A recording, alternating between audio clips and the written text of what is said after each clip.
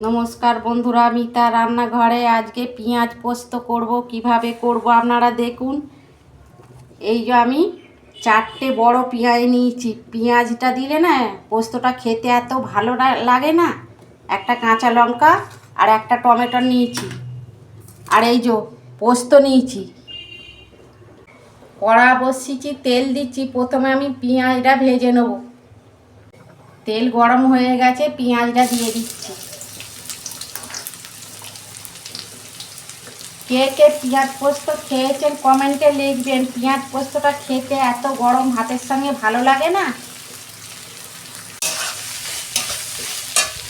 পেঁয়াজটা ভাজা হোক, আমি পেঁয়াজে অল্প নুন দেবো।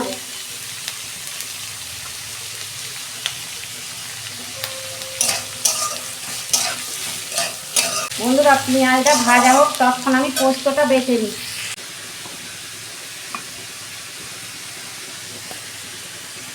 বন্ধুরা, আমি পোস্তটা দিয়ে এবার বেটে নেব। দেখুন বন্ধুরা, পেঁয়াজটা আমার ভাজা হয়ে গেছে। পেঁয়াজটা এরকম লাল লাল করে ভাজতে হবে। এই যে একটা টমেটো কেটে রেখেছিলাম, দিয়ে দিচ্ছি। আর 2 মিনিট আমি ভেজে নেব। এই যে বন্ধুরা, টমেটোটাও গলে গেছে। আমি তখন তো নুন দিয়েছিলাম। ঝাল লঙ্কার গুঁড়ো দিচ্ছি। আপনারা যেরকম ঝাল খাবেন সেরকম দেবেন। আমি কাঁচা লঙ্কা দিয়েছি তো, সেই জন্য অল্প দিচ্ছি। হলুদ দিয়েছি।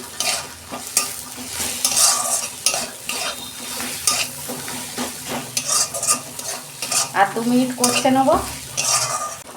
অল্প চিনি দিচ্ছি আমি। এইরকম পেঁয়াজ পোস্ত কে কে খেয়েছেন কমেন্টে লিখবেন।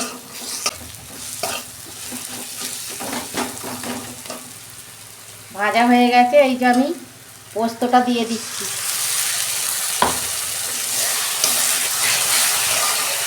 বন্ধুরা, এই পেঁয়াজ পোস্ত না একটু পোস্ত বেশি দিলে ভালো হয়। বন্ধুরা, আমি পেঁয়াজটা একটু শুকনো শুকনো মতন করব, খেতে ভালো লাগবে। এই পেঁয়াজ পোস্ত না খুব মিহি করে বাড়লে হবে না, একটু আধ বাটা করে বাড়লে খেতে ভালো লাগবে। পোস্ত এমনি ভালো লাগে, কিন্তু এরকম করে আধ বাটা বাড়লে বেশি ভালো লাগে। আর 2 মিনিট আমি নেড়ে চেড়ে ঢেলে ফেলি। দেখুন বন্ধুরা, পেঁয়াজ পোস্ত হয়ে গেছে, আমি ঢেলে ফেলছি। এই পেঁয়াজ পোস্তয় না একটু তেল বেশি লাগে, তেল বেশি দিলে খেতে ভালো লাগে। আর পেঁয়াজটা একটু বেশি লাগে। বন্ধুরা, দেখলেন আমি কতটা পেঁয়াজ দিয়েছি। 4টে বড় পেঁয়াজ দিয়েছি, কমে কত অল্প হয়ে গেছে। দেখুন বন্ধুরা, পেঁয়াজ পোস্তটা কত সুন্দর হয়েছে। আপনারা এরকম একবার হলেও করবেন আর কমেন্টে লিখবেন। আমার রান্নাটা যদি ভালো লাগে আমার পাশে থাকবেন, লাইক কমেন্ট সাবস্ক্রাইব করবেন, আর প্রচুর প্রচুর শেয়ার করে দেবেন।